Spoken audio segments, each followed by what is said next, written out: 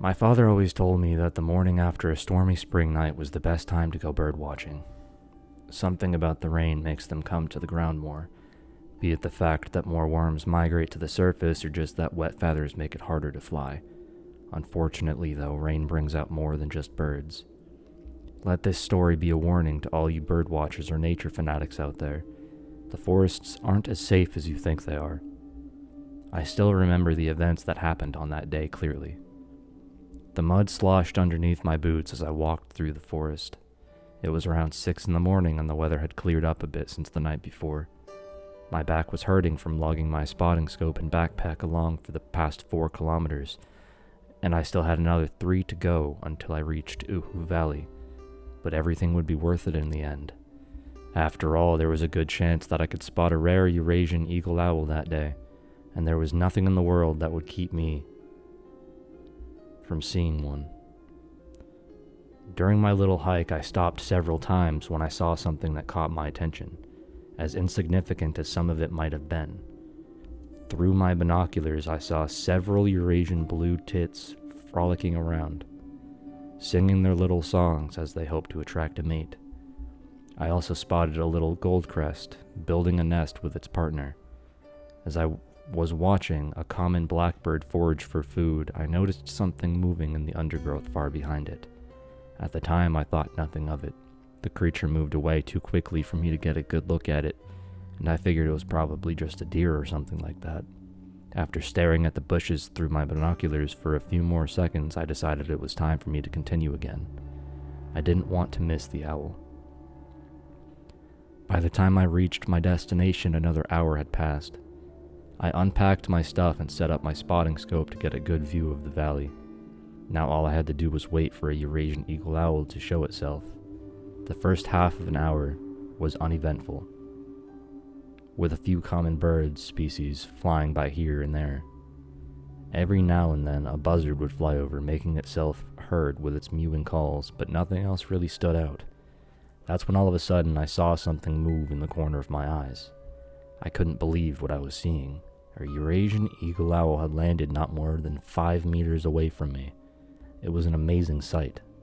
I could see every little detail, its large orange eyes, its plumage that was a mix of dark and light stripes and specks, the powerful claws it uses to catch its prey. At that moment, I remembered why I got into birdwatching in the first place. Sadly, my moment of awe was short-lived, since the owl got scared away by snapping branches and rustling coming from the undergrowth. A putrid, metallic smell filled my nostrils and snapped me out of my trance. Almost instantly, I was overcome with an intense feeling of dread and anxiety. I could not make out what was moving through the bushes, but it sounded bigger than a deer. My mind was racing, trying to think of which animal it could possibly be, when all of a sudden my thoughts were interrupted by someone talking in a raspy voice. "Wow, the view here is amazing, Frank." All the hair on my body sprang up immediately. This was no animal. No, whatever this was could not be explained in natural terms. I knew I had to get out of there, and that I had to be quick.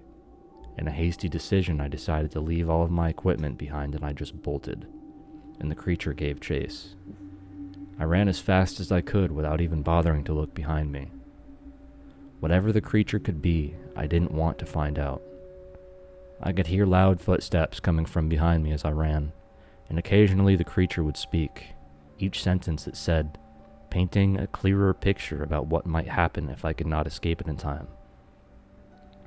"What is that over there?" the hoarse voice said. I kept running, not caring about the pain in my chest or the cramp in my leg. "Make it stop, please," it cried out. "I don't want to die."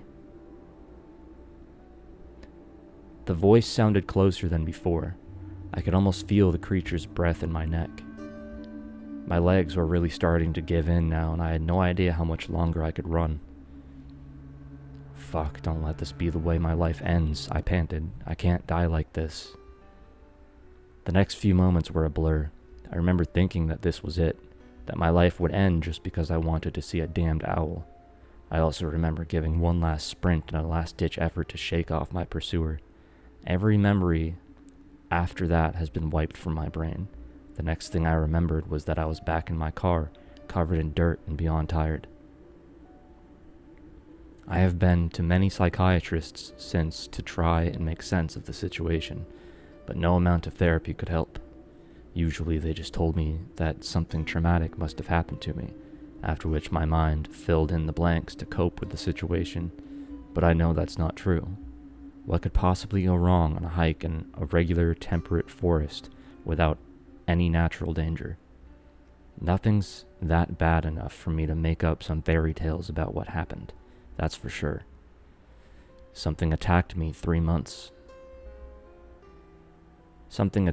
that forest, I'm sure of it. And that something let me live on purpose to toy with me. It took me 3 months to get over my fear of the woods, but just 2 days ago, I finally went birdwatching again at a local nature reserve. Everything was going well. I was finally having fun again and reconnecting with nature. That was until I noticed a familiar metallic smell in the air.